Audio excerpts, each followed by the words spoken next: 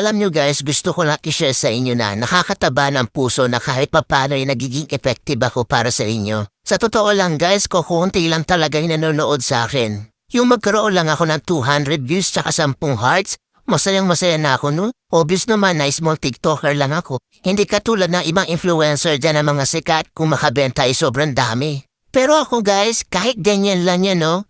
Ang saya-saya, promise. Kahit ganyan lang guys. Feeling ko hindi ako napanghihinaan ng loob.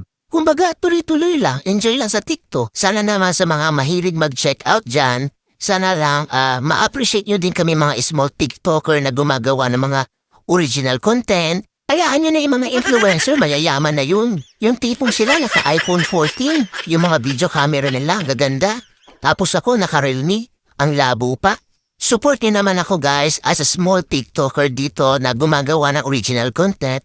Sana ma-appreciate niyo po ang mga video ko. Salamat!